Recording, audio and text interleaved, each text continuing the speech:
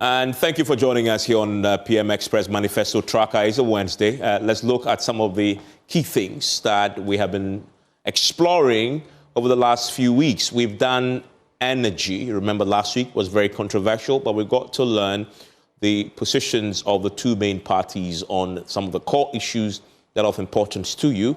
And hopefully by the time we end it, you made up your mind. If energy was the core issue that will influence your vote, you got clarity on which party's manifesto best addresses your need on the subject of energy. We've also looked at health already. And today we're going to look at the big agric debate. And you see him in the studio there. He's a man who joined me when we did the agric manifesto. He laid out for us what the key principles will be when we begin to read the party's manifesto. We did those manifesto conversations before the manifestos came out, but those were to set the benchmark for what an effective, responsive manifesto document should be. Now the manifesto documents are out, and we're going to be measuring the agricultural interventions proposed in there to what Mr. Morrison had told us. And great to join us again. Yes, and let's get straight into it. When you were here, these are the 5 core pillars you told us was critical for the agric sector. That any manifesto must address production gap, must also address the transportation issues, the processing challenges, the marketing gap, policy and regulatory. Right. But you also highlight the skills gap that we know is there, and a host of other things. But these were the 5 core pillars that you believe you should. So the key question then becomes, I don't know if you've managed to examine the 2 manifestos. Yes. You have. Yes. So before we get into the specifics, overall, did the manifestos address the broad, big ticket items for you? Right. Overall, before we come to the specifics, overall. Okay. Satisfied with how they tackle broadly the issues? Or they were deficient in tackling the big issues? Well, there were a lot of missing links. So let me first of all avert viewers to what we have here. So these are 5 thematic areas, but when you take policy and regulations, we have finance embedded in it because financing have to be informed by the policy of the day. And you can't just finance agriculture without having a very strong policy. So somebody will ask, where is financing? Financing are always embedded in policy. So we look at it, we realize that yes, of course. For instance, the World Bank just released the global skills rating, and Ghana performs very poorly. Now, you want to see production skills, okay? In the agriculture sector, we import quite a huge number of skills. There is huge skills importation in the agriculture sector. So we realized that we did not see major skills promotion within the agriculture sector, which is a major concern. It's affecting production. It's also affecting processing. Mind you, we export all our cashews to India, all due to the skills gap. Even though we are meeting the production, but we don't have the skills to do the processing. Okay. So those are very important points. And let's get to some of the specifics. As we go through, we'll see if the manifestos are dealing with the issues. Now, one of the first things we'll do it is, normally on Manifesto Tracker, the first thing is to say, look at the broad numbers in terms of the sheer number of interventions the parties are proposing. If you look at the NDC proposes 96 interventions in agric alone. That is, if they win, they want to implement 96 interventions. The NPP is 81. Why is this important? You cannot do everything. So you must prioritize, right? So I wonder, and that's why, go back, you said 5 big ticket items.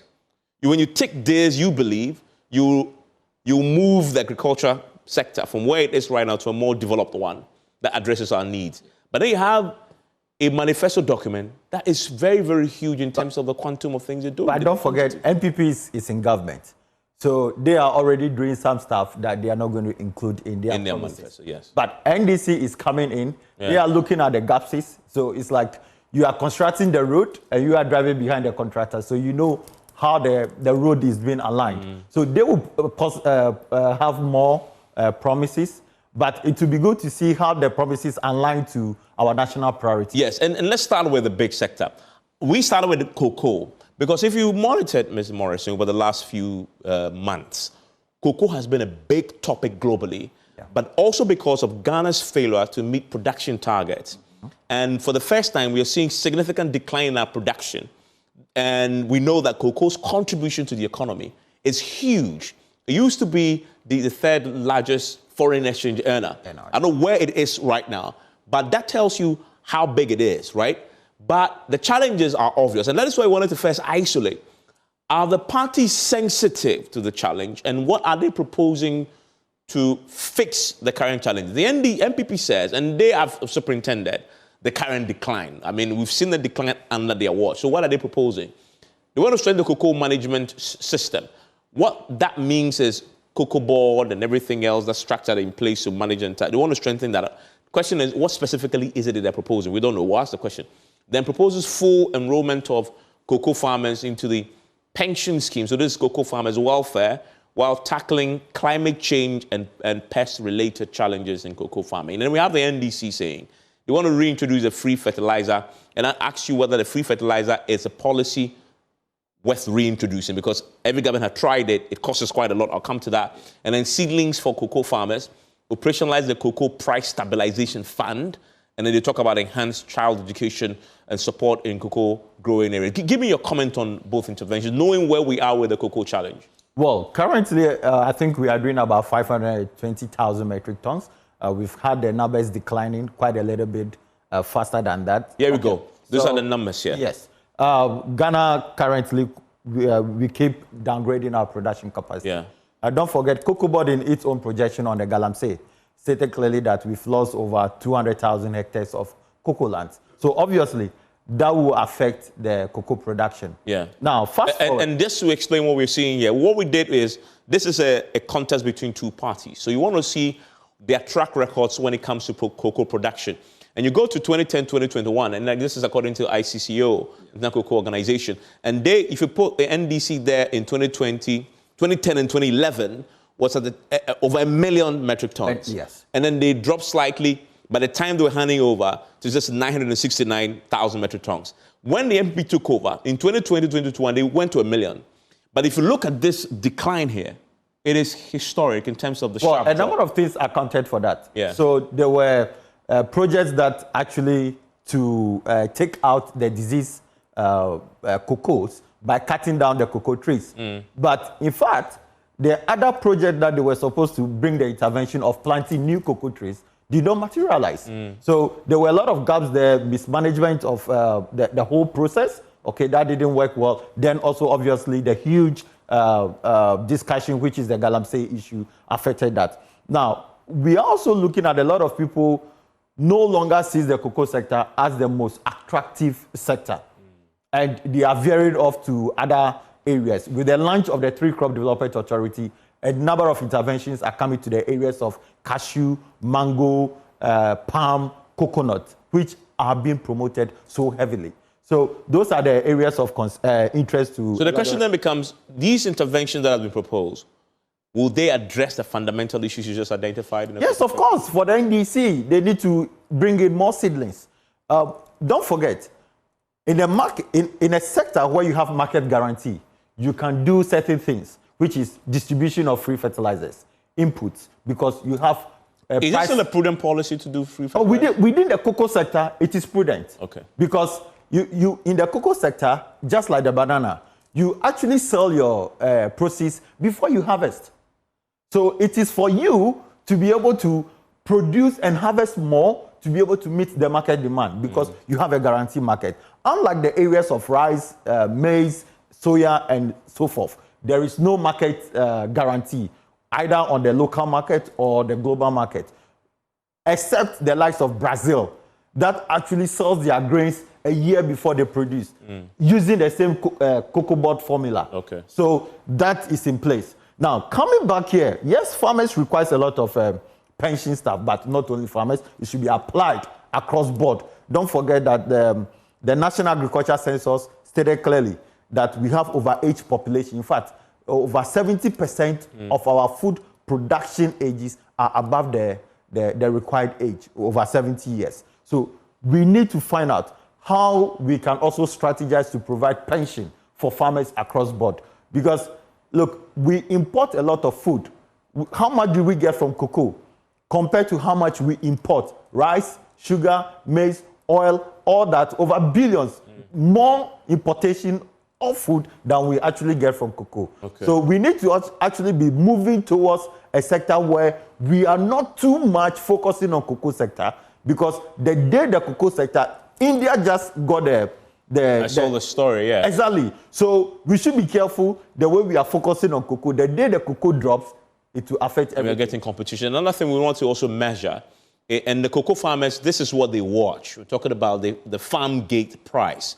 You see, under the MPP between 2017 and 2024, we've had cumulatively 227.9% increase in the farm gate price. And then the NDC, over that period that they were in power from 2009 to 2016, some 183.7% there. So on that score, the MPP had done more in terms of the cumulative increase in the farm gate price over their period than the NDC did over their own period there. And the difference is very obvious. Yeah, but what you should have also done was to look at the global market pricing.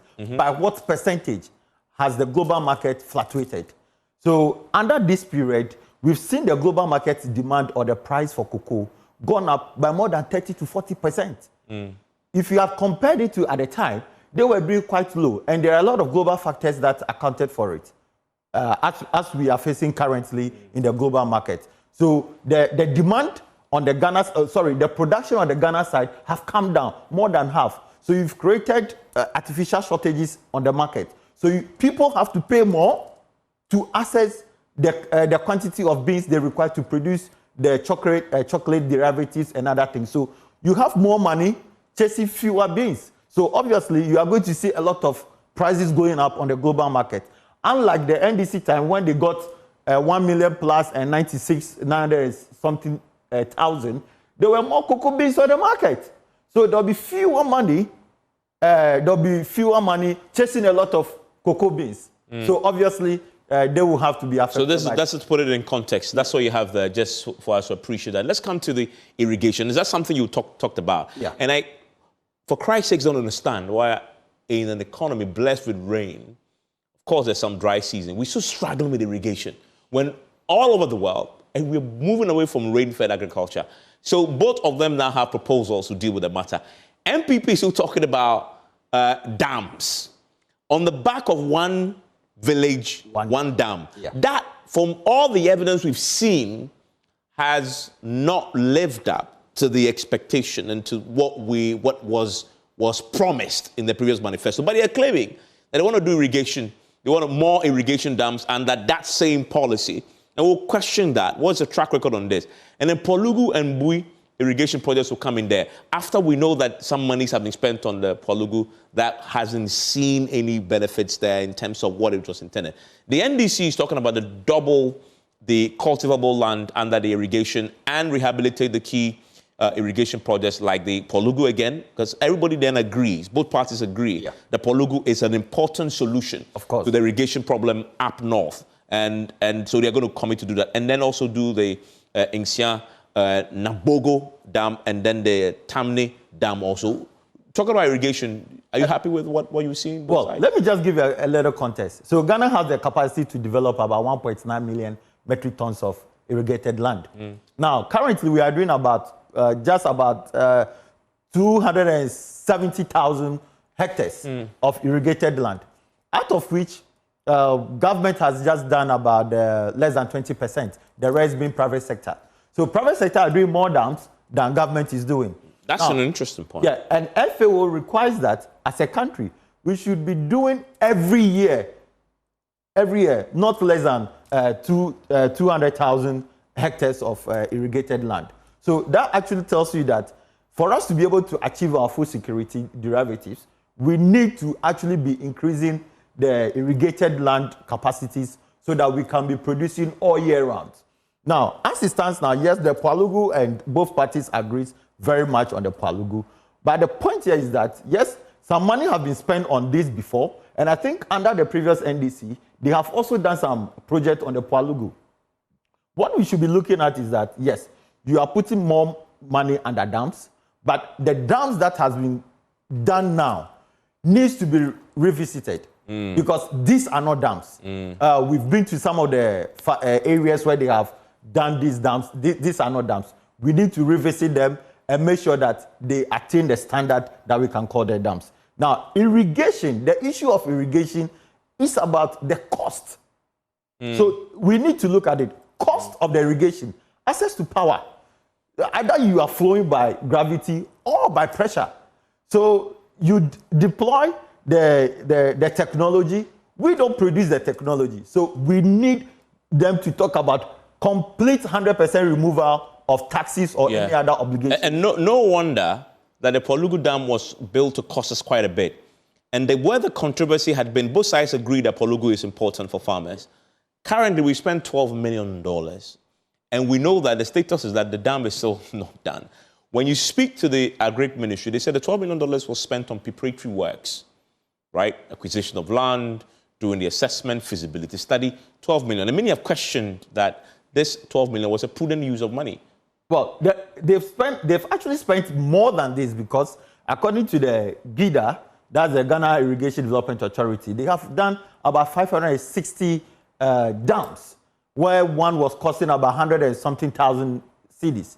So they actually spent more. Now, this is just for the Polugu Dam. Just the Polugu Dam, yes. So the point here is that we are actually spending, but it's not aligning to the interest that we required for the sector. For instance, in the agriculture sector, when you plow an acre, you need to plant to be able to recoup the investment of plowing. Yeah. So we are spending this. The point about irrigation is that when you spend and you don't utilize, the next time you come back, you need to deploy the same amount of money or more to be able to get back to where you were at the time you spend this money. Yeah, but you're making a very important point, that for the MPP, instead of saying more irrigation dams, you have to fix the existing dams that are not fit for purpose. Exactly.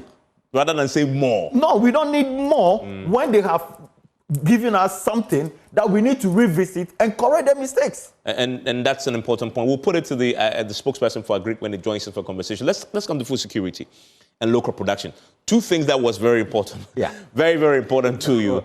Let's look at what the parties are proposing. The MPP you see there say that they want to reduce reliance on imported staples like rice, ensure food sufficiency through expanded production and storage. And I read this and I say, what does it say about 8 years of the Planting for Food and Jobs program?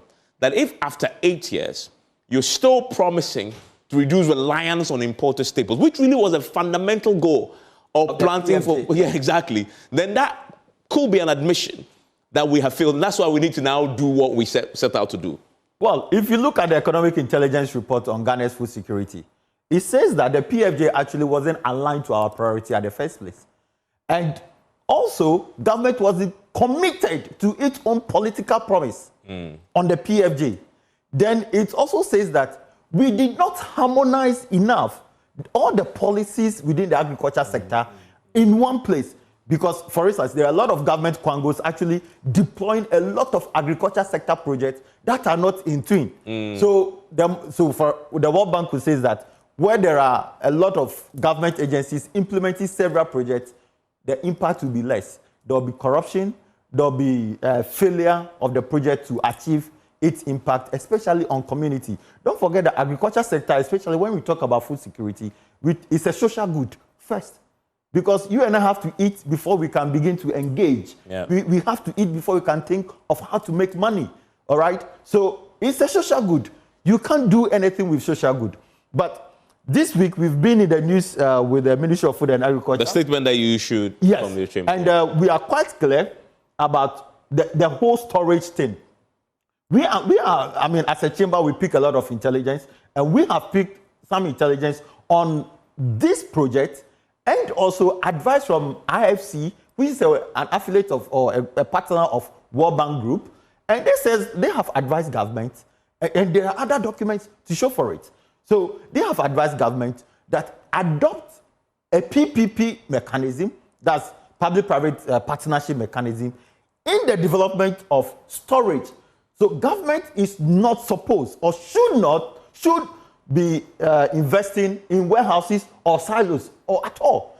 We have... But they launched one initiative, I believe one district, one warehouse One policy. warehouse. So now, as a country, because we import rice, we import maize, we do not hold stock of grains for long. So we hold stock in short term, 6 months, 12 months. And that is why we have warehouses. And because of our temperature zone, the humidity level that we have as a country, that is what is good for us. Enough ventilation, huge warehouses, allow aeration and all that. But for silos, look, going back to Kwame Nkrumah times, we've built a lot of silos. And as we speak, we have a lot of silos. Private sectors have also invested in silos because it is strategic for them. But now, as a country, strategic reserve, go to buffer stock now. They do not even have grains. And that's an issue. So why do you invest almost $70 million into a silo that is only giving you 60,000 metric tons when that can be given to 350,000 farmers doing 3 acres of maize, giving you 25 bags per acre, 75 bags per 3 acres, times 350,000, and that is giving 26. The question I ask you then is, the alternative is the NDC. Do you see that they address these concerns in their manifesto at all? Proposes the Feed Ghana program to boost the staples. First of all, I don't know what the Feed Ghana program is in terms of its breakdown. We'll ask the spokesperson on agric when he joins us for a conversation. Right. So they need to explain that for us. But to boost staple production, such as maize, rice, soya beans, emphasize reducing food imports, right? The question is, how do you do that? And do you address the fundamental issues that you talk about, storage, etc.? Yes, I like one thing there, reduce food importation. But that is easy to say. It's easy to, well, the question is there, it's about how? regulation. Yes, how do you do commitment. It? Yes. But then, the staple food, you know, while the PFJ was failing, the staple foods that actually kept us moving. And you realize a lot of Ghanaians were eating the local food, the yam, the cassava, the plantain, and all that. It keeps us going. So the question is, how do we introduce indigenous food in view of achieving our food security rather than the over-reliance on... I want to do something very quickly. If you look at the Economist Global Food Security Index, that sort of measures the what you call the Food Security Index. The latest one, the 2022. The Economics Intelligence Unit. Yes. Yeah. You see where we are, average score of 52.6. So we are average.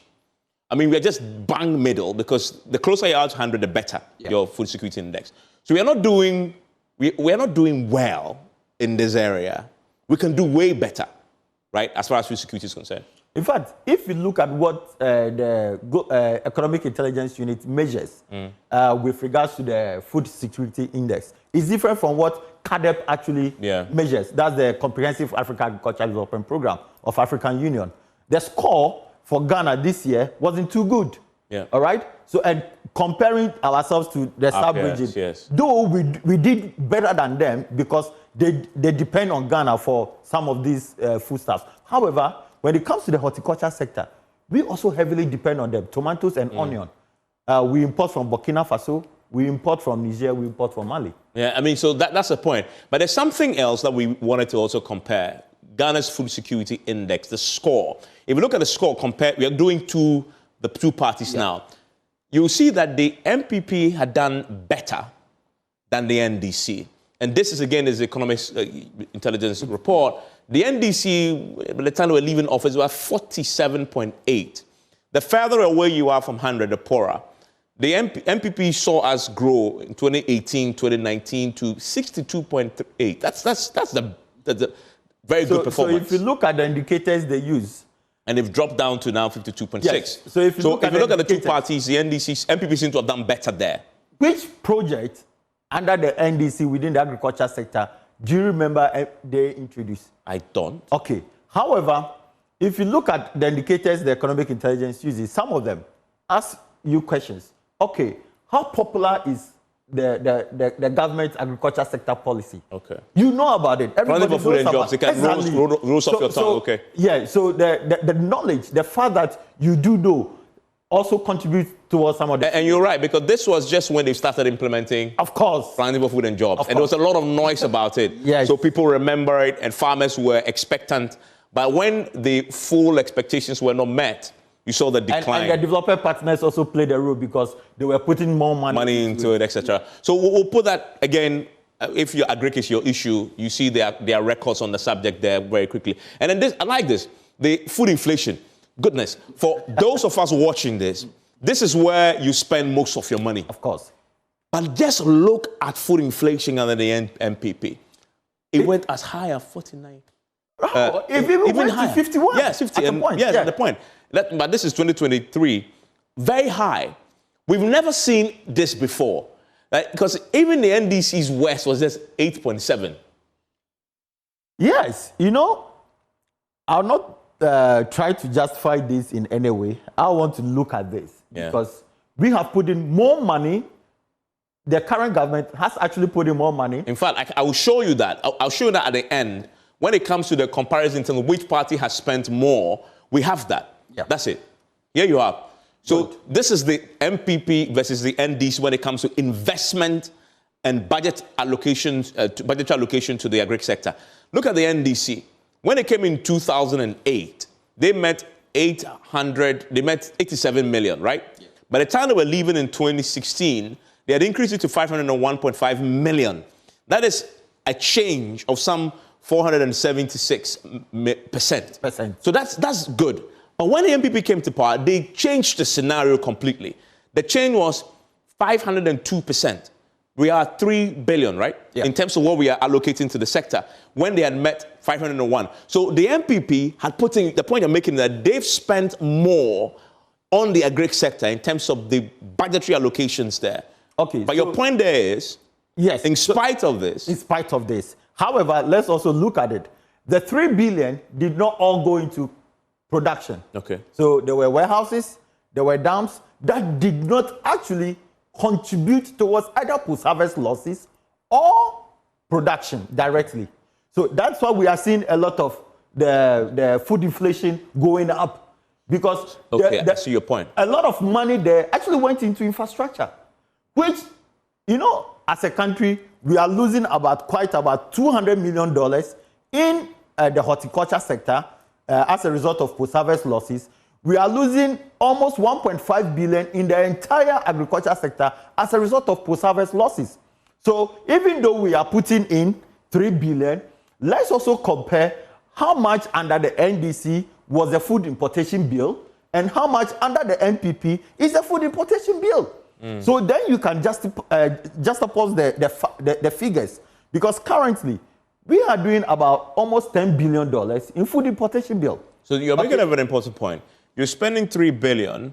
You have increased the allocation, the budget allocation to the agric sector by 502%. Of course. We must see a corresponding impact on food security. Exactly. The availability of food, but also your accessibility, all that. Yeah. You're saying that in spite of that amount spent, we haven't seen a corresponding increase in the food production. Of course. Because of the priorities when it came to where we are spending the money. That's why the economic intelligence unit will tell you that we are not aligning our agriculture sector project and policies towards our priorities. And we are not harmonizing them. Because, for instance, we deployed the one down, one village, one warehouse.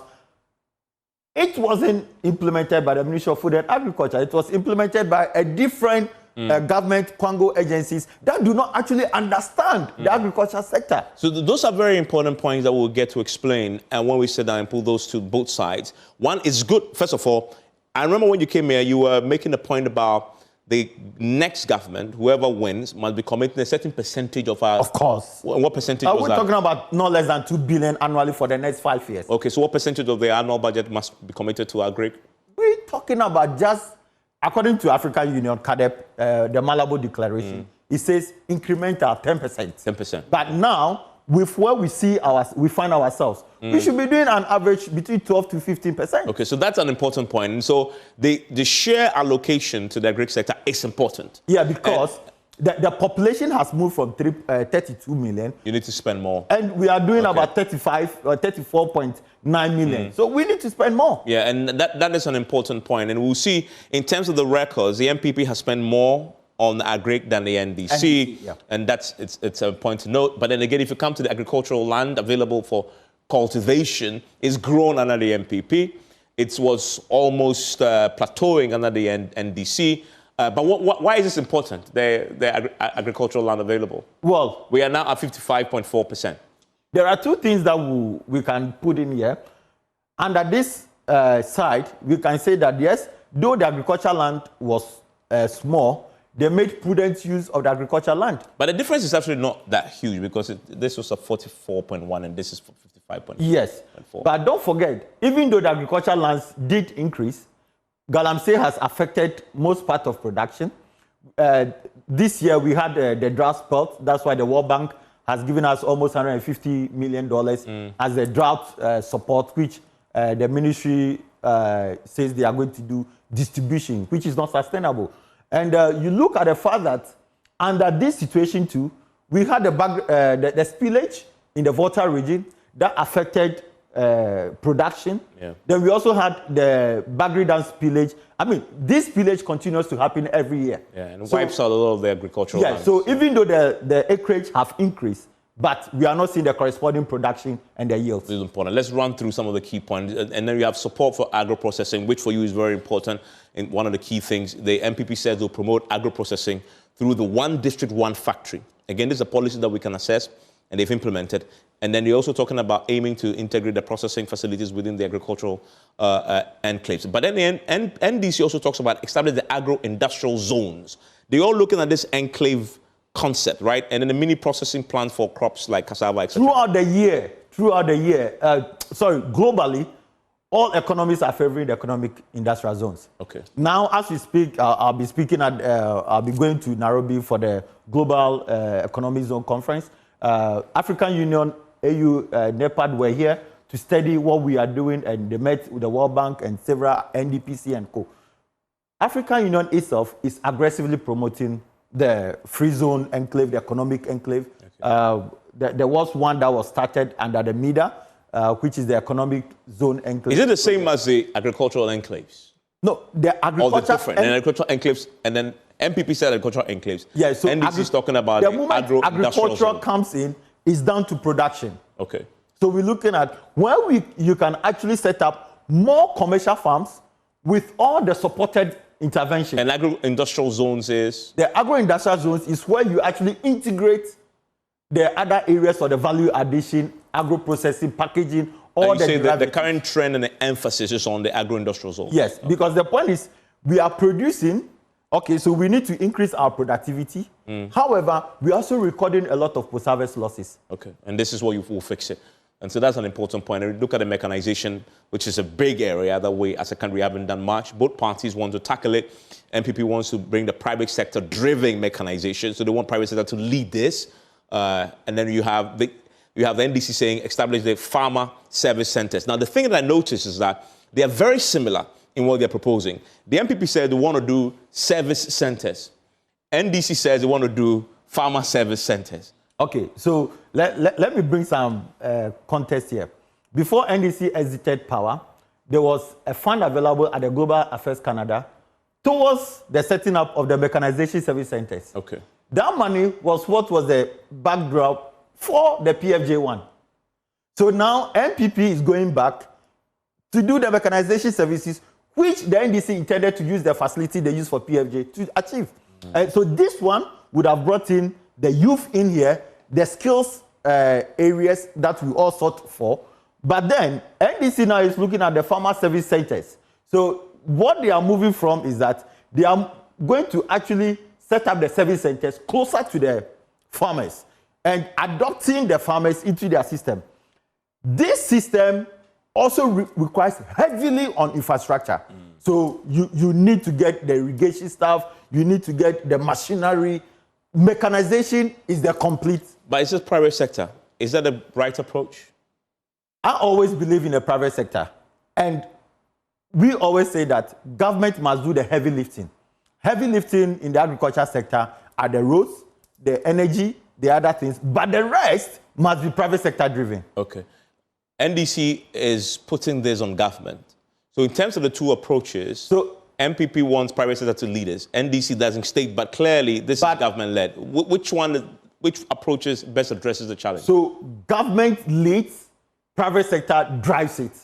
So for instance, your policies must be, the government must be committed to the policy for the private sector to drive on it. Okay. So if you put in the policy, but you are not committed to it in a PPP sort of, the private sector will not see the tool critical to drive on it. So these two must work hand in hand. So I guess the gap for NDC is to say, where is the private sector role in this after government had done it? And then the question for MPP is, private sector, yes, but where is the government role in creating that enabling environment for the private sector to sort of leverage and thrive? Yes. So we'll ask them the question when we sit. And then inclusion of youth and women, we know that's important because a lot of our farmers are, smallholder farmers. No, but it's much important because we are sitting on a major time bomb.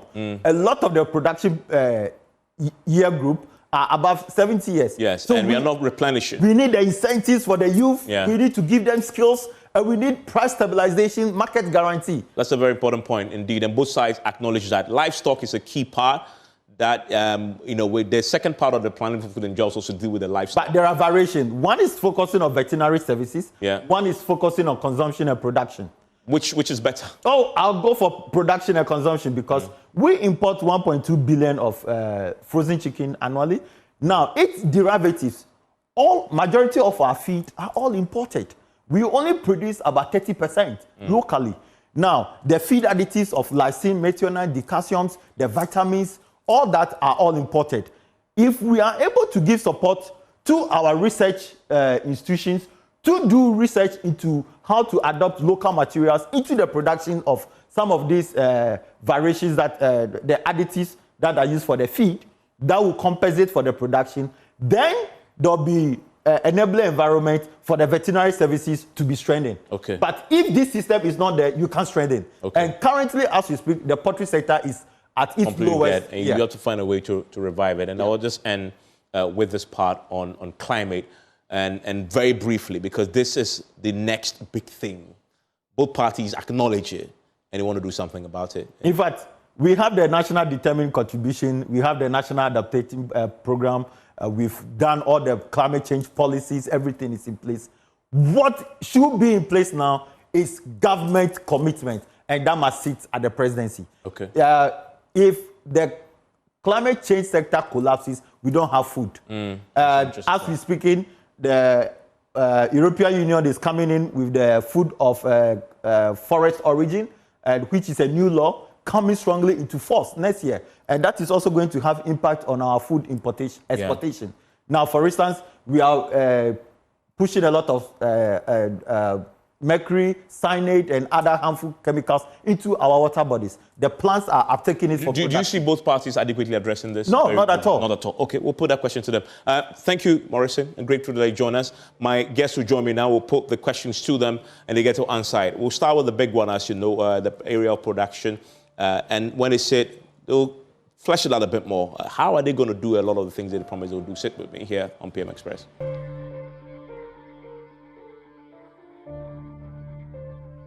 And thanks for staying with that second part of this. Let's have a conversation with my guests who are joining me right now. And PM Express is always brought to you by Syntex Tanks. And Syntex Tanks is obviously involved in the big giveaway. Academic Times also, and a Pepsodent Cavity Fighter. And Academic Times is a Ghana, Academic Times is an incoming graphic and online publication aiming to collaborate with university authorities and students to ensure that student research is published in summary form. You have Syntex Tanks, which, as you know, is asking you to get ready for the biggest giveaway from Syntex Tanks. They are visiting 15 communities, giving them free water, and this is to say thank you for making us #1. Now, if you are a community and you want to benefit from the Syntex free water giveaway, just log on to their social media handles, the SyntexGH, syntexghana.com, and just nominate that community, and they will be there. In the studio with me for a conversation is Moses Enim. He is a member of the MPP Manifesto team, but he was also a former deputy fisheries minister. Great to have you join us. So this is something that he's been doing for quite a while, and he's been on the campaign trail. Both of them have been. Dr. Peter Boamah-Tokunor is the NDC Manifesto spokesperson on agriculture. And thankfully, both of them just returning from the hinterlands, campaigning and talking to farmers. And so they are here with first-hand responses and reactions to their manifesto promises that they've been talking about. One of the things we want to start with, we talked about that in analysis, is production and food security. And I come to you, Mr. Enim, one of the things you said, which we picked up on, you want to reduce the reliance on imported staples like rice, ensure food sufficiency through expanded production and storage systems. The reason I'm starting with this, obviously, because if you fix this, you fix food inflation, which is the biggest line item for almost all families. And we showed the impact it's had on the inflation generally. But the reason why I picked up on this for you in particular, you had 8 years of implementing the Planting for Food and Jobs, which primarily was to fix this. When you say you will do this for the next 4 years, if you win, I see in there an admission that the Planting for Food and Jobs has failed. Not at all, because if you look at, if we start from there, what it means is that we have to look at the first 4 years before COVID came in, because we all know that COVID really disrupted the supply chain.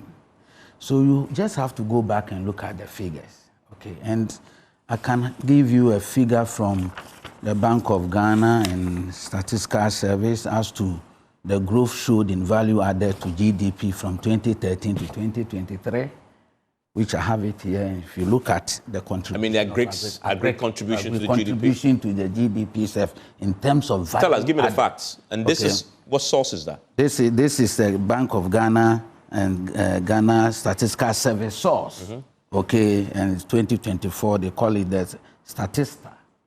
Okay, so it's an official document that can be located, and you could see the addition. In fact, 2013 to 2016, 2013 it was 25, this is in millions of Ghana cedis, 25,355, and then 2016 it ended at 26,824.2.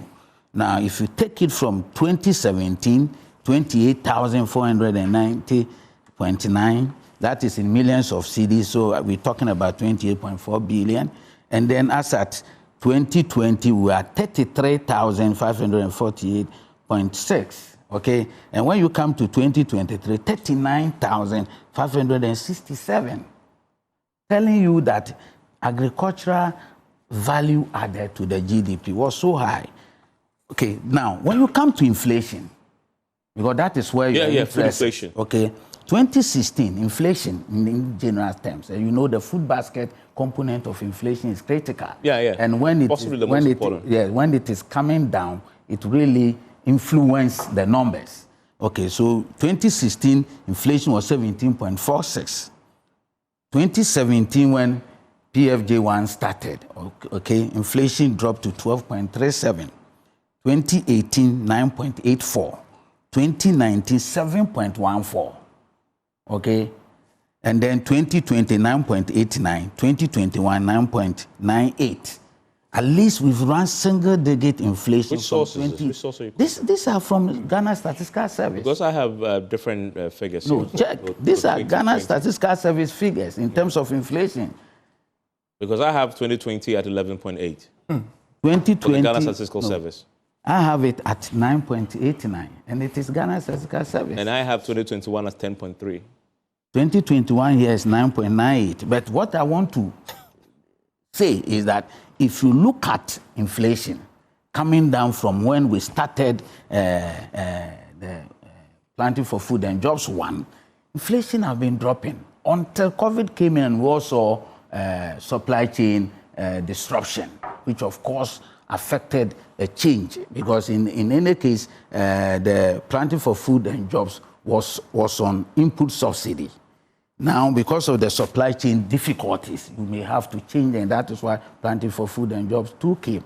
So if you come from there that Planting for Food and Jobs had failed, no. But we also know that in terms of improving agriculture through mechanization had been an ongoing process, and the dimensions said that we can really make critical input and advancement. What we are looking at this time around, that Dr. Bawumia is looking at in terms of trying to reduce cost of living, where food is a critical area. So if you look at our Manifesto chapter 5, it addresses a total the 4 areas where cost of living can be reduced, and food is one. And food is one. Your proposal is to reduce importation of staples. That's right. But I come back to the fact. I know you say post-COVID, factors led to the inflation that then affected food inflation. But at 49, it went all the way up to 50 at some point, food inflation. In 2023, that is unprecedented, even post-COVID. In spite of the Plan for Food and Jobs, which has been implemented for 8 years, we should be in a position after 8 years to withstand shocks like the COVID. Even when you had COVID, Plan for Food and Jobs has been so integrated into the system. You shouldn't be having 49% food inflation. But you see, the issue you're talking about 8 years, when did we get the supply chain challenges? It was just after COVID. Planting for Food and Jobs has been doing very well as we're moving on. But that's my point exactly. That intervention should have prepared you for a shock like COVID. You see, the point... But we saw a catastrophic collapse in food prices immediately COVID hit. That told you that the Plan for Food and Jobs had not succeeded in changing the narrative significantly, moving the needle. When we came in, inputs, in rare input supply to farmers, let's say fertilizer. Ghana didn't have a fertilizer processing plant, did we? Do you have it now? We don't have it now. We're working towards getting the gas to fertilizer plant. After 8 years? Okay, we're getting there. And you know that we need a lot of fund into it, because when we had COVID, my brother, you and I were here, and we decided to take a direction where we must save life. We must save life. At that particular moment, everybody's attention was that let's save life first. Just after COVID, how are you going to raise such fund into maybe gas to fertilization? Okay, so we are saying that we made input, and when we started making those input, Planting for Food and Jobs had its advantages. So, yes. So let me ask you very quickly, Bullet, before I come to him. When you say reduce reliance on staples like rice, how are you doing that? So that is why we're coming out with an expanded irrigation now. Expanded irrigation? Irrigation now. That different from one village, one dam? No, but you know, one village, one dam is an aspect, it's one source that you can use for irrigation. Now, you know, we've done this. So you are abandoning Planting for Food and Jobs. Let's put it on Planting for Food and Jobs, we have phase 2. Okay. We have phase 2. Phase 2 has also taken another strategy where we are doing input credit, and we're getting aggregators. So you will continue with Planting for Food and Jobs?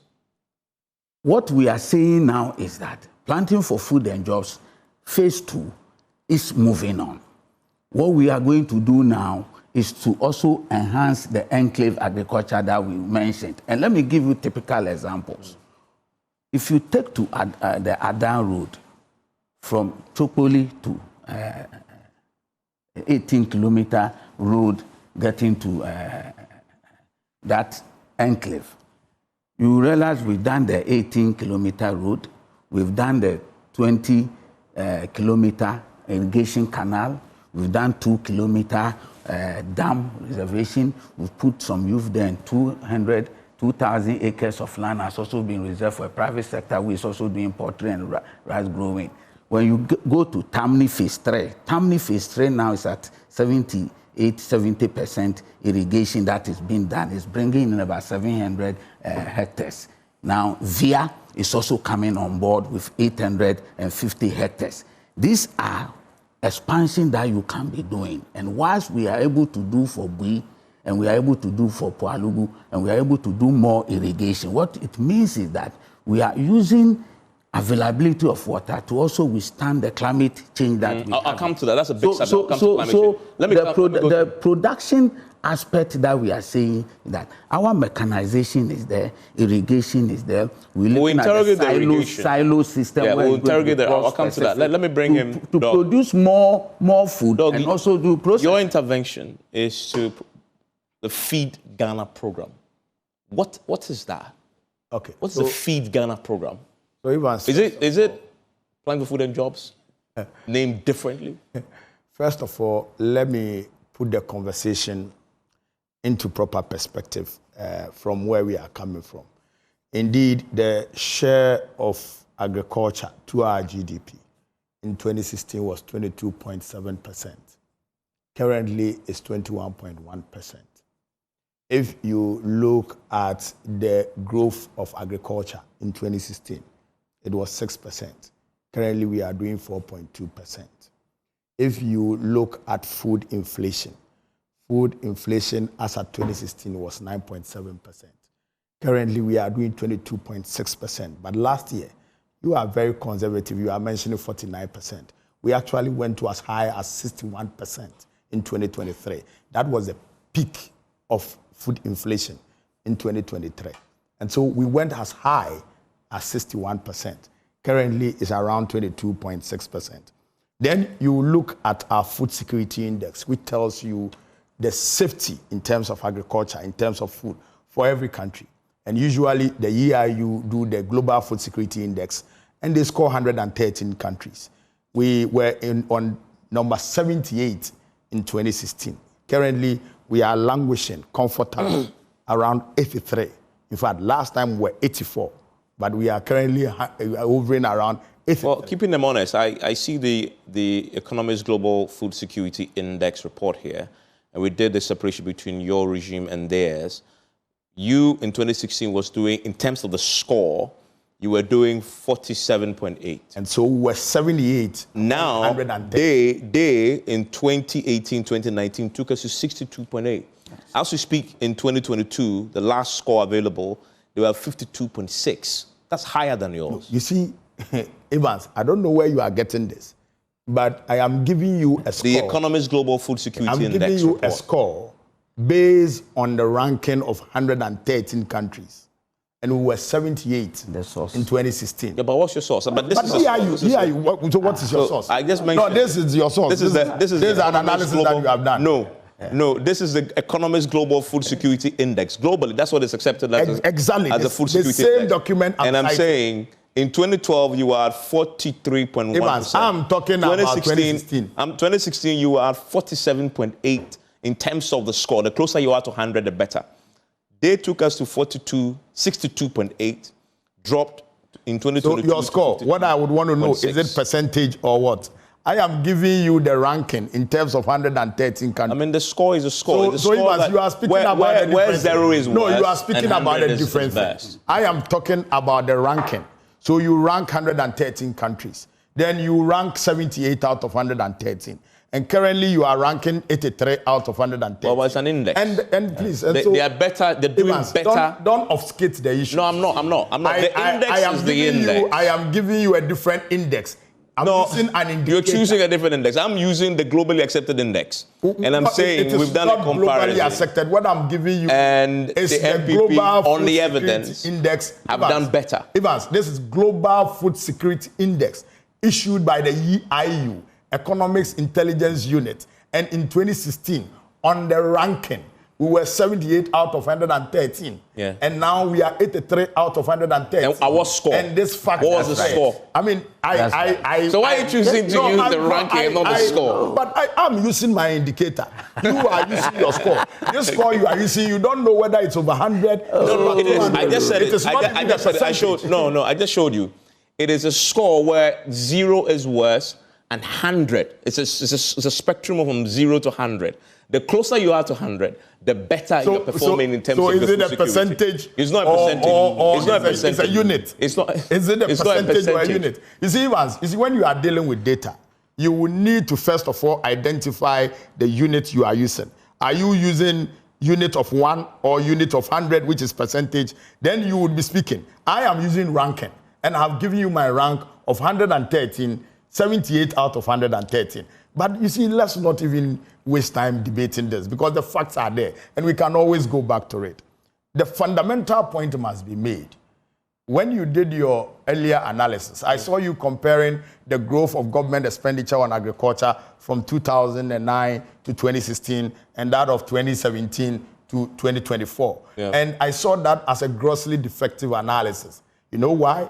Because all this government expenditure mostly is denominated in dollars, because the expenditure is used to procure things in dollars. And so when you use the nominal figures in cedis, you wouldn't really get. Well, I'll put it to you that can be right. No, you have a budget that is read every year that quotes the amount of money going to agriculture in cedis. You want to use it in dollars. Why?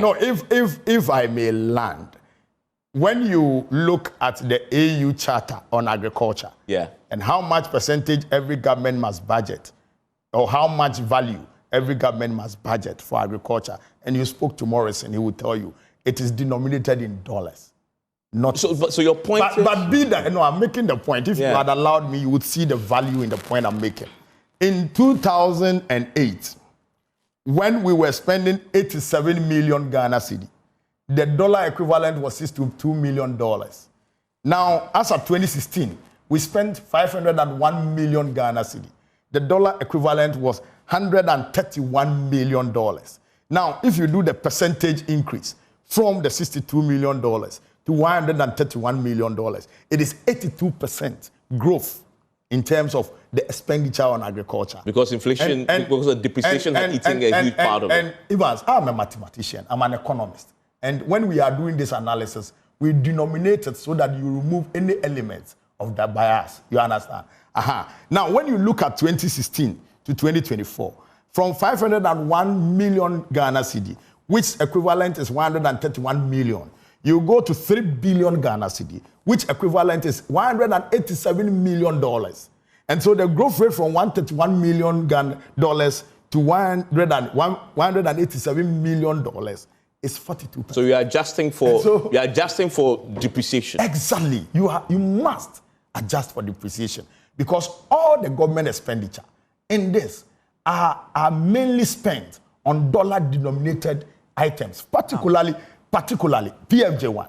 When we got the $35 million from Canada to do the AMSECs, the Agricultural Mechanization Centers, which they diverted into PFJ, most part of the 35 million had already brought in some items which are already denominated in dollar. And so you can't be buying, and you were doing input subsidy, and you are importing the inputs from outside. No single input is produced in Ghana. And so why will you be doing your analysis in cedis when you have had to import those inputs in dollars? Now you are doing input credit. Come again. Hold on for me, because that point is important. You accept that. He has a point, as you know. I'll come to you. Are you going to go back to him? I'll come to you. Just briefly on that point. He has a point. He has a point, as you know. It isn't every input that is imported. Look. Which agro input is produced in Ghana? Even Honorable, which agro input is produced in Ghana? Even certified seed. Okay, certified seed. I'm talking about certified seed. And they are produced where? And they are produced where? Locally. Where? We have where? Even as I speak, there is a contract from the Minister of Agriculture on certified seeds, which is now a brewing scandal. Okay, he has an answer for you. I want to hear briefly. I'll come back to you substantively. When we try, Evans, I've not started. I'll come to you. Evans, when we try to reduce some good work done by this country, it's so painful. Hold on. No, But that is why you're here. CSR. So the question to you is, he's talking about the dollar impact. How much have you given to CSR to produce seeds? No, allow him, because I want to come to you substantively. Which of the seeds are you producing here? Which investment? Let's hear him briefly, though. Let's hear him. What are you talking about? Even certified seed locally, okay, their time, they had 2,000 metric tons for certified seeds. Okay, what is certified seeds? What is certified I'm talking about certified seeds. The variety of seeds that are used in producing our staple food. I will say that must be produced. You don't import. You say you don't import. I'm saying that they are. I'll come to you. I'll come to you. Evans, what I want to debunk is that he said we import every input. You don't? We don't. So list the inputs that you don't import. And I'm saying that there are seeds that we do import. Okay, but you import some seeds. Yes, some are imported. So, okay, and what else don't you import? Locally, they had 2,000 metric tons of certified seed. As of 2022, we have given a 36,000 metric tons. Okay. Of Let me go back to you for something. Okay, it's wrong. When we work in our CD, he has a problem. When figures are shown to him that these are rating, he has a problem. He wants to rank countries. Evans, you are the numbers one, but you are the cause of this. No. Okay, let me get him. Substantively, I wanted to explain your Feed Ghana program.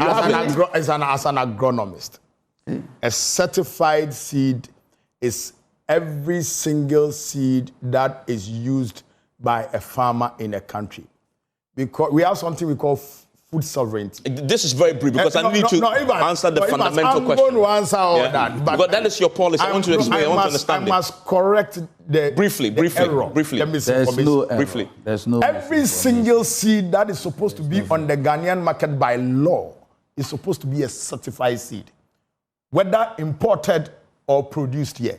It must go through a department. Please. Every input It's okay. Let land in a minute. It's not my fault that you don't understand some of this. It's not my fault that you don't understand some of this. I'm taking you on the basis of what you said. Honorable member from the minority. Land a minute. And so, before every seed, single seed, it's okay. Is sold on the market, it must be tested and approved by a department, certified, before it goes to the market. And so the issue about certified seed and from Ghana, every single input in Ghana now is imported. Okay, I want you to explain having said that, proposing the Feed Ghana program. What is that? Having said that, the thing about the food value chain, from production to processing, post-harvest management, transport to the final output, is that the farmer who is producing the commodity mainly thrives on the inputs. And so the reason why a farmer will not produce will be, one, because there is high input cost, there is low quality inputs, or there is non-availability of inputs. And that is the only challenge that will affect the farmer not to produce. And so when you want to feed a nation, what it means is that you must look at it from the input value chain. And so the input value chain, you are looking at the case where every single input of the farmer has been shot up exceedingly in terms of pricing. So for example, in 2016, you buy a bottle of Condem. You know Condem? It's called gramazone. That is the active ingredient in Condem. It's a weedicide.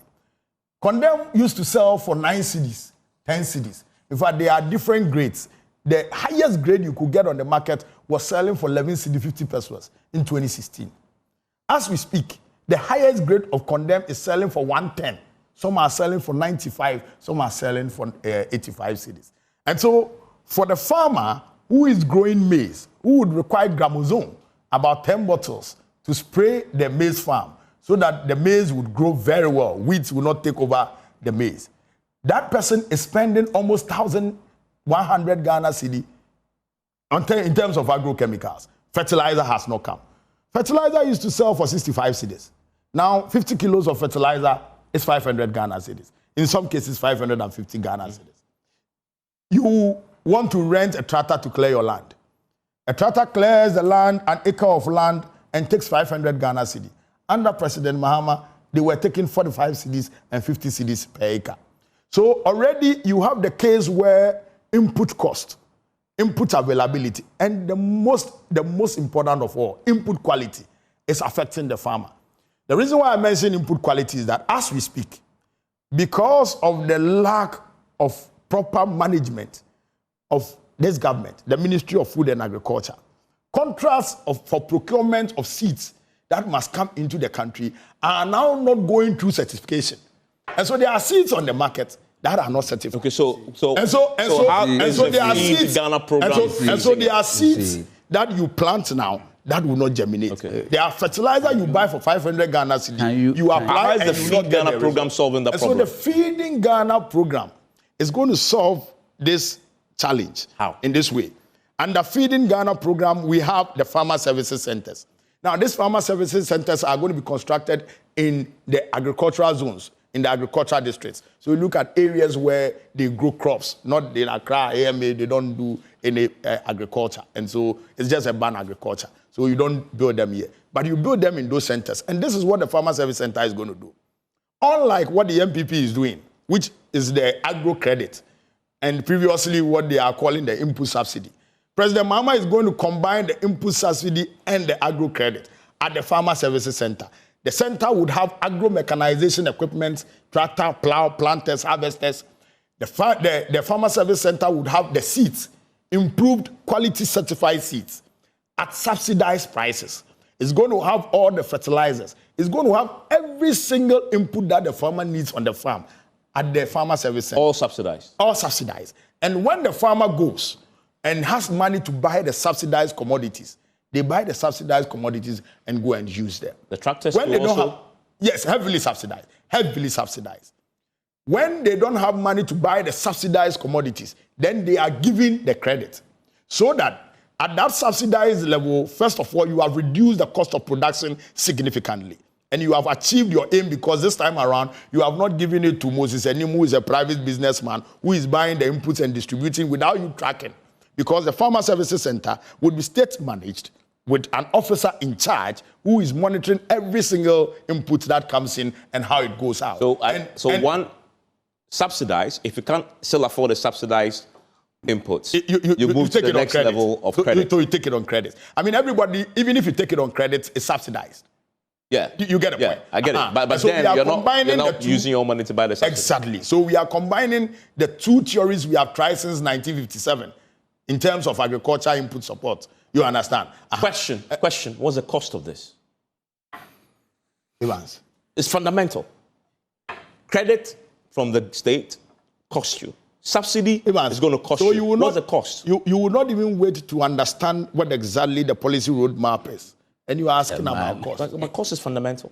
But cost is fundamental. Yeah, and you can't do this without costing. Yeah, so we certainly can't do this without costing. Question. So please, let's not even get there yet. Let's understand the but policy. it's important. But you have explained the policy. No, well, I've not finished explaining. No, but we don't have all day. We have this about 50 You want to understand Feeding Ghana? Yeah. You allow me to explain Feeding Ghana. But you have explained Feeding Ghana. The Farmer Service Center is not only input support. Yeah. The Farmer Service Center is also supposed to produce additional market space, storage, and post-harvest management services. Yeah. And so you must allow me to finish. But it all comes down to cost. Because please answer the cost question for me. So now you've explained, you've actually added on. I don't readily have the cost here, Evans. I don't readily have the cost here. But I'm saying that I'll come to we are going to provide that input support. So all the inputs will be bought and brought to the Farmer Service Center. You have storage facilities there. You have silos that will be built there. You have a market space such that even those who would pick the inputs on credit, when they go and farm and they harvest, they can use some of their commodities to come and pay back for the credit that is outstanding. You get what I mean? And so, for example, you harvest 100 bags of maize and your total debt is 900 Ghana cedi to the Farmer Service Center. You can't just move one size 5 bag of maize and go there to go and pay because government spends 2.8 billion Ghana cedi on food for even senior high school alone. You understand? We are not talking about what we do at buffer stock and what the school feeding program at the basic level, takes. 2.8 billion. And guess what the news? All the 2.8 billion goes into imported rice and sometimes imported yam from South America.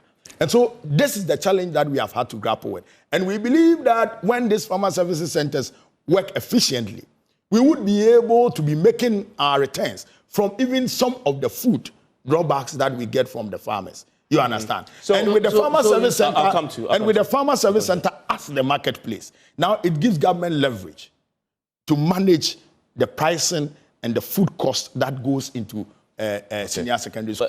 Dr. Tokuno, without costing this, and then this seemed like your umbrella policy. I said I don't readily have the cost. I have not said that we have not costed it. But I said I don't readily have my question. I haven't finished my question. So don't say that without I haven't finished my question. Uh-huh. This is something that you clearly have thought through, and that is why you were very elaborate on it. You didn't even want me to interject, and I've explained it.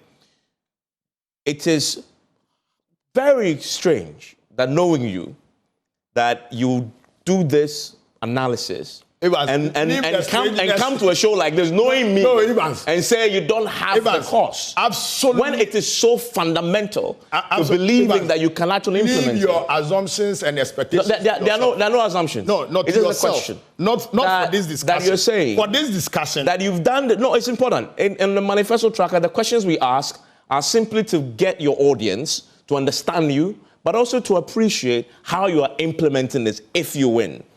And cost is fundamental, especially in 2025, when the fiscal space, because of the economic crisis, is going to be the most tiniest of all fiscal spaces we've had in our history in the long time. I was wondering why you didn't ask Moses and him the cost of what they proposed. But I'm coming to him. Oh, but you spoke to him poor, he finished and completed. No, but I'm asking you. And I didn't know that you were interested in cost until you got to me. It's so fundamental. It's so fundamental. But Evans, I have told you, I don't have the figures here. Let's not dwell on something that will not get any results. No problem. Issues to discuss. No problem. There is agriculture to discuss. But this is fundamental. Let's come to you. Let's look at the workability of the policies. Before you come in, you see, he was here talking as if everything is imported. Every input is imported. Oh, you are going back to importation. Now. You are going back to importation. He came back and said that. You are going back to importation, Moses. Input credit is part of their but are you the first plan to do input credit? He came back and said subsidy. Yeah. Now you put him. Are you the first to do subsidy? Then he said that at a point, the same thing that the phase 2 of the PFJ is proposed, and propose aggregators. Because at the end of the day, you need a master aggregator. The whole thing is not about just the producing and the production. It's also about how do we ensure that the farmer does not produce, and the same person goes looking for market. So all that he said about whatever, is in the PFJ2, which he is trying to degrade and reduce. All he said is the same thing. PFJ2. I asked you about PFJ1. No, you asked about one. I asked you about how you are going to do this. Where is the policy document? And you said what is the cost of and you explain. You never mentioned that. No, maybe you heard him. He says in there. No, what I mean is that I mentioned to you that the first PFJ one was what was the cost was of the first PFJ one? And then I said because of the the supply chain obstructions, PFJ2 has moved to. What do you define? What he said. I asked you. You said what do you define as supply chain? You are not supposed to ask me questions. He is supposed to ask Moses. You are not supposed to ask me. Let's come back. Let me do this. Let's come back to the fundamental. Now, what we want to even start with? No. Just a second. Let's come back. Let's come back to the fundamental. You are not supposed to ask me questions. Inflation was 61%. I like your passion on the agric. Don't be quoting figures. But if you don't do it in a structured form, your audiences won't get your message. Don't be quoting figures. I just wanted. These are the point to sell your manifesto on agric. So Moses, explain to your audience. You have been in power for 8 years. You've seen the worst economic, turmoil. It's not the worst generation. It's not the worst in this generation. Let me ask my question. We should stay with a fiscal space that is non-existent next year. You want to expand Planning Food and Jobs to phase 2, and you say you want to reduce reliance on imported staples by investing more. Have you costed what this is going to cost you going forward? The reason why we're saying that, Dr. Bowmia. Evans, let's not go far. What is the cost of the current PFJ2 that they are running? Because that one is running. That one is budgeted. I'm looking. That is there. We can. So let's ask him. But I'm interested in the future one. What is the costing? Have you costed? I'm saying that the reason why Dr. Bowmia is proposing, that we will seed 3% of the GDP into infrastructure for the private sector. Which kind of infrastructure? That will free public infrastructure, agriculture about infrastructure. 30 billion. Okay. So that 30 billion. But that's not my question. That 30 billion becomes a source of funding for you to put into any other sector. That's the second level. That's the second level of the question. That's where are you getting the money from? The first question is, what's the cost of this? The second thing that we want to do again. No, but you haven't answered the question. Have you costed this intervention? And I'm saying that. I have not finished talking about the feeding Ghana. No, you have. We have to move on to some other side before we close. Yes. We have 30 billion Ghana cedis. Yes, you said that already. That will be available. Yes, but I'm saying, what is the cost? He couldn't quote anything. So 30 billion. I am saying 30 billion will be available for us to plant into agriculture. Will your interventions cost you 30 billion? Our interventions will not cost us 30 billion. But I'm saying that so what would it cost we have 30 billion to spend. Cost 30 billion, where from the 30 billion? So what would it cost you? I'm saying that. What would it cost you? Your intervention, what would it cost you? You say you have 30 billion, yes. Where are you getting the 30 billion? Where do you get the 30 billion? We can put 30 billion into any strategic... But you haven't answered my question. What is your intervention costing you? No, as we speak, when we did... You don't know? No, when we did the numbers came closer to 10 billion cedis. Okay? To implement your intervention? Closer to 10 billion cedis. So we are saying that 30 billion available. There's another opportunity. I will prove to you that there's palpable force that it costs 10 billion. Let me prove to you. The Minister of Agric... Can I finish? Can I finish? No, you can't indulge. Why? No, like you did same to me. No, I haven't done anything to you. It is just said that you allow me 1 minute to break this down and expose it. You see, I would want to expose it. You are making yourselves... You spoke so long a time. You spoke, I didn't interject. Make it impossible for you to put your message out there. I didn't interject. Wait. Look, one other thing that is going to be very available. Which is very briefly in a minute, because I need to move to irrigation before we close. Yes. You know, we created GESAL into a limited liability. You created GESAL? You brought GESAL fund? You brought GESAL fund? We made GESAL into a limited liability. But you didn't create it. We established GESAL. It was at the Bank of Ghana. It was at the Bank of Ghana. We created it. We created it into a limited liability, a non-banking facility. The history of GESAL. Moses, what you said is an admission. Yes, you remodeled it into a limited liability. A limited liability, but you didn't create, and it has become very effective now. You know, GESAL has but you give them credit for how effective? GESAL has already put in 1.2 billion already. Gentlemen, 1.2 billion already. Let's address one fundamental point. In at least giving agriculture. I see the passion, but let me come to you about irrigation. Evans, before I talk about Evans, you didn't give me enough opportunity to talk about to explain the GESAL, the de-risking, and how that one is also going to when I come to your final point, and then you can use it. Not so, because you were allowed to talk for a long time. No, but you too, at the beginning. Let him land on the point. Evans, okay, first of all, the reason why it is palpable outright falsehood, and it is just a conjecture. Because I need to go to irrigation before I wrap up. To mention 10 billion is that the Minister of Agric has just gone to Parliament or has requested from Parliament $500 million to deal with dry spell. In actual fact, the irony is that this year, please. Let him finish. This year, the total budget for agriculture is $3 billion. But the $500 million is actually almost 8.6 billion Ghana cedi, almost 10 billion. So just to deal with dry spell, buy rice and maybe some seeds for the farmers, they are willing to spend 8.6 billion, almost 10 billion. And they are telling you right here that their entire policy for 4 years will cost 10 billion. And you believe it? No. Okay. You see, so answer the fundamental question. He's comparing apple with orange. He's talking about an issue that has happened, an emergency issue that has happened, and you want to compare it to that has been done. If you are not allowing yourself to talk, audiences aren't benefiting. Moses, you are honorable member. Doc, you've made the point. Very, very briefly, because I just allow 2 minutes each on this, on the irrigation subject, which is so fundamental to everybody else. What's your approach to dealing with the irrigation problem? Well, just as it's also all part of the mechanization. Just as we have always done and we have indicated, that we would want to double our cultivable land under irrigation. And we showed this amply when we were in power, when we did the various dam projects, including the Nasia Nabogo that we started that our brothers truncated. The Pualugu Dam is also part.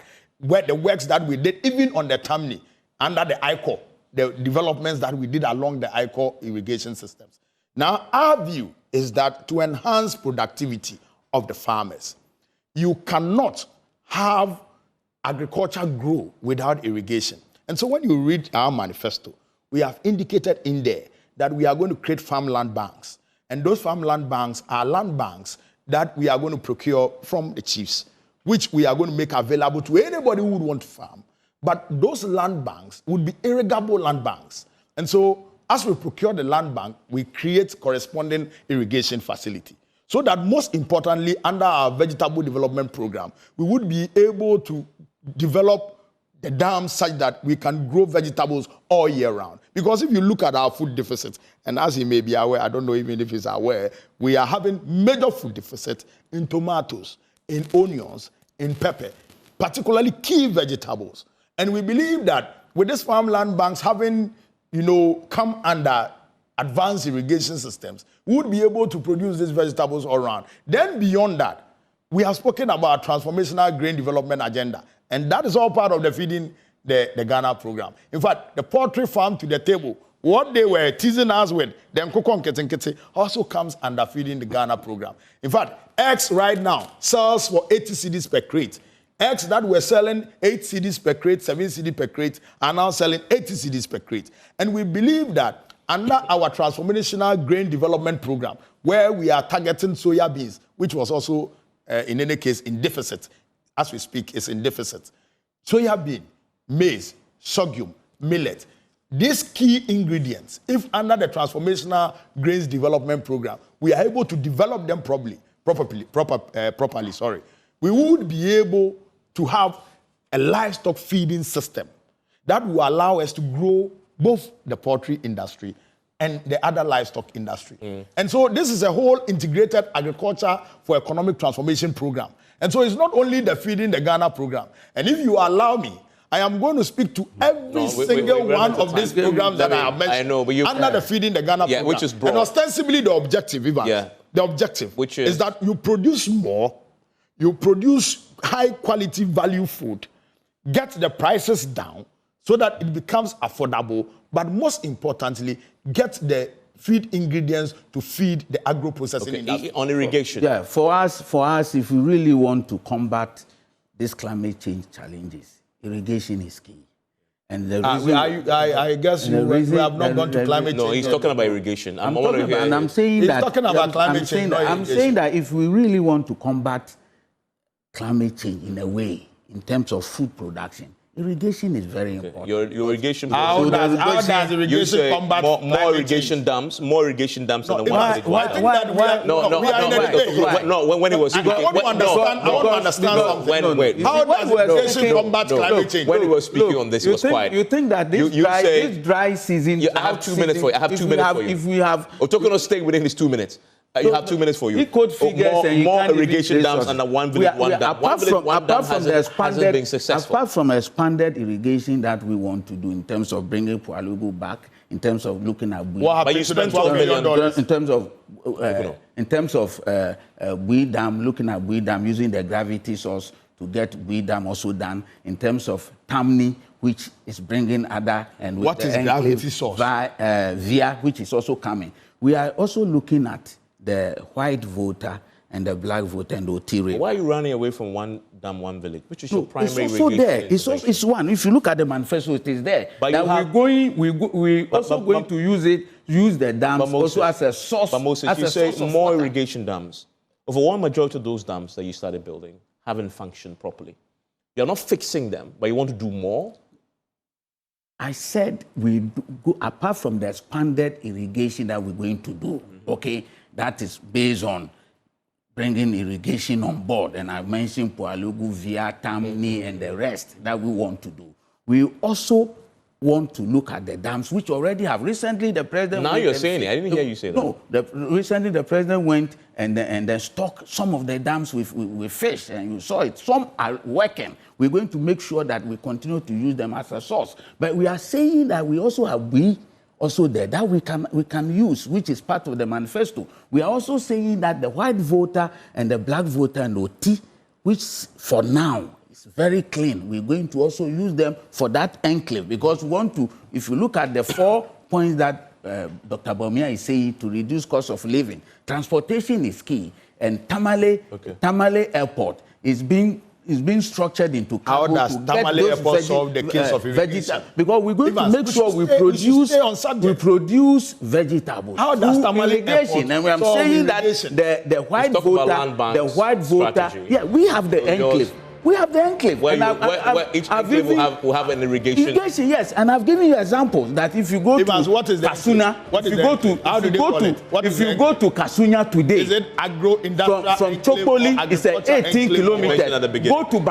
Go to Banda, 480 acres. I was just coming from Oti. Go and look at the work that is being done. Okay. So we are already doing the enclave agriculture, bringing in the issue, and we are sending the roads. And you know the power that we send it at Kasunya with 18 kilometers. The powers we are sending, which source of power. We making sure power that the irrigation dams. No, we're making sure that power the irrigation that we're making sure that it will be from hydro source. Gentlemen, it will be from we've done the hour. We've done the hour. Let's debate agriculture properly. We can reduce. Let's enjoy the rest of your evening.